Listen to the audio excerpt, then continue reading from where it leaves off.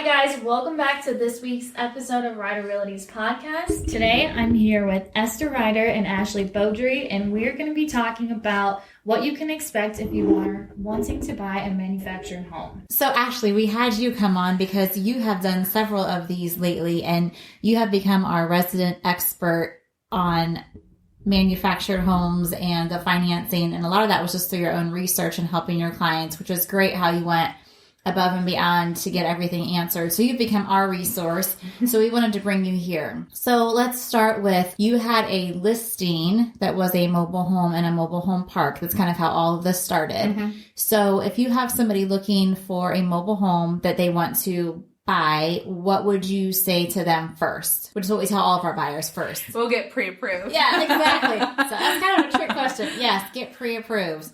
And why is that so important, Katelyn?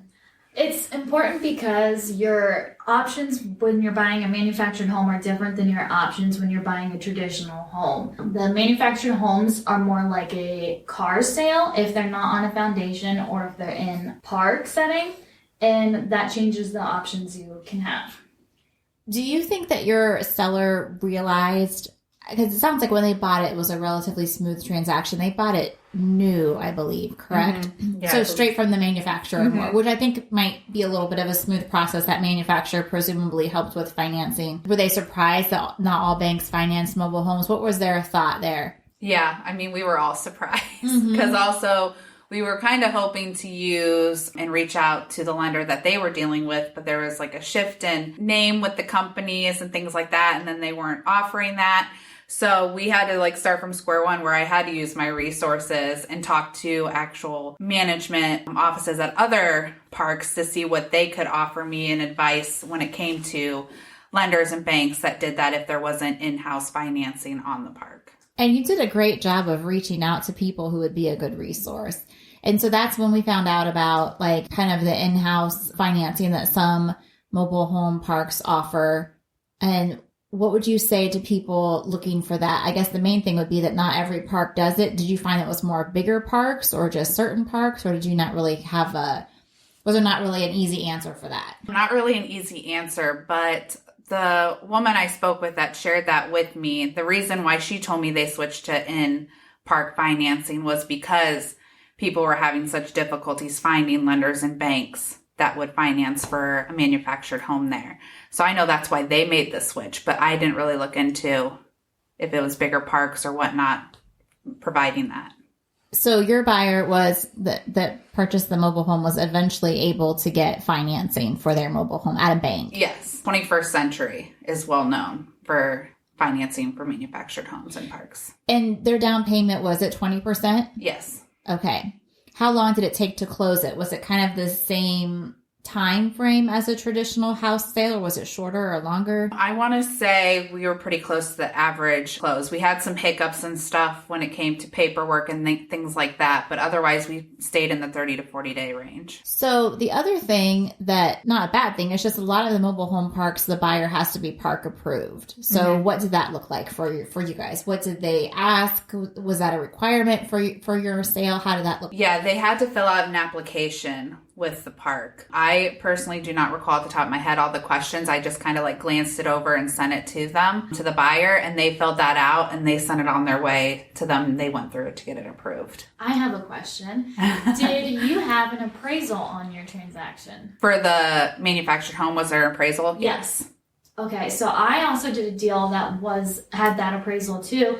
And ironically, they actually sent Skipco Auto Auctions out to the car to do the appraisal instead of your traditional mortgage lender appraisal. Was that the case with yours, or was it a normal? I honestly don't know who specifically went out to do the appraisal, but I do know that there was an appraiser out there. Okay, interesting. So what bank did your people use? Oh, you put me on the spot, Esta. I cannot remember, but it was a credit union that they had already been members of, and they applied for more of a recreational vehicle type loan. Oh, that's a good avenue. I never thought about that. Yeah, that's how their loan. So I'm assuming a local small credit union. Yes. Okay. So anything else before we move on to mobile home being on land? Anything else that you wanted to touch on with it being in a park? Not in regards to loan applications or anything like that.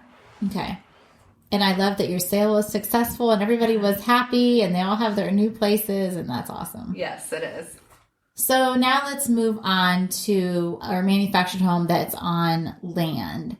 So I guess the thing that I would say just in general is I think a lot of people assume that if it's on land that's owned, that it is the same kind of financing as a traditional house, and that's not always the case. There have been several that I've seen where it was on land and the bank wanted to finance it as land because, again, it was more of a recreational vehicle, so to speak, camper or whatever for the manufactured home. Okay, so now we're going to talk a little bit about a manufactured home on land. I remember meeting with somebody a few years ago, and they had a garage on their land, and they had like an acre of land. Their mobile home was on it, manufactured home was on a double wide. And I knew that it was going to be a concern because it had skirting around it. So that was that very easy way to tell it is not on a foundation. It's not set there permanently. And I tried to convey that. This was an estate sale, so lots of different siblings involved. It ended up that I don't think they really thought I was right, and they went to a bank to get financing, and sure enough, the bank was like, explain that exactly what I had said. So if you are interested in one or you see one, if it's not considered a permanent foundation, it's going to be that same kind of scenario that Ashley had with one in the mobile home park. It's more of a financing of the land. But if it's a double wide built on a foundation directly from an email I'm looking at from one of our lenders, then it would qualify for your other loan types, your conventional, etc. Who wants to add anything? Does that also count for FHA and USDA? All right, here's my disclaimer. I literally emailed him and said, if a mobile home has been converted to real estate, can it go FHA and USDA? Actually, I said hi first to be friendly. And he said yes, but it has to be a double wide built on foundation. So I am deferring that answer from my email to the lender because I'm not a lender, but yes, that's what he was saying. Okay, sounds good to me. Yeah. Mm-hmm. Okay, so if you're only able to finance the land, what does that contract look like? Or that financing options? Yeah, I don't even know. Well, it's like 20% down. Right? It would be, but a lot of times in that case, it's special financing. So you're going to have, so there was one that one of my clients was interested in, and I called the agent about financing because I knew and he knew from his experiences that it could be an issue. This was a mobile home that had been added onto, and it had a nice garage. It had a lot of nice features, but it was not converted. What actually she even said that it would have to be like a small bank with in-house financing, and that's what it was. It was a local bank that financed it with maybe, 3 offices or branches, and they did an in-house loan. So the in-house loan meant an adjustable rate, which took my guy out. He didn't want to have that, but that's how it had to be financed. If it's a unique situation like that. But if you're just financing land, that's 20% down. It's just a little more complicated than we're going to get into here as realtors. I think the bigger thing is to know that the financing looks different and to find a bank who's going to do that financing. Agreed. And one way to do that is to know up front, is it on a permanent foundation? Has it been converted to real estate? At least in the county that I live in, we can look on the auditor's website and it will show if it's been converted or not. And you can look that up very easily if it's been converted to real estate.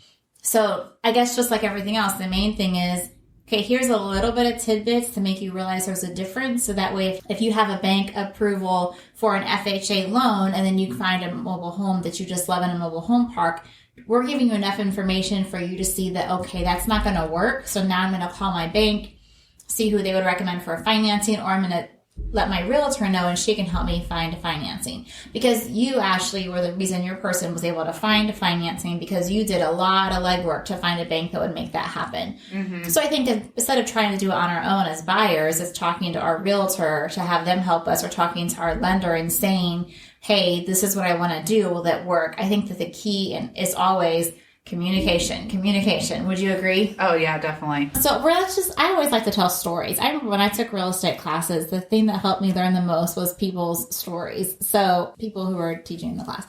I remember I was a place out in the country and they were super excited because it was in their budget. It was a double wide and we were not able to get it financed because was we could not find the HUD sticker. It had been remodeled and some different things. And so the kind of financing my person could do, it didn't work. We were like very, very, very close to close. Everyone was expecting this to close. And the listing agent had been an agent forever. I mean, he was such a good agent, so wise, so smart. And even he did not know that a double wide converted to real estate on land still has to have that HUD sticker that you were talking about earlier, Ashley. Mm-hmm. And it did not, because those were on mobile homes from 1978 and later, and maybe in the mid-70s. It missed it by just a few years. So literally at the very end of the transaction, they were not able to get financed. Not because there was anything wrong with the home or their financing, but the financing didn't connect even though it was on land because of that HUD sticker. And sometimes those suckers hide. Sometimes they say, oh, it's in a cupboard, it's in an electric panel, and you're trying to find it in all these random places. Was your sticker easy to find when you were selling these?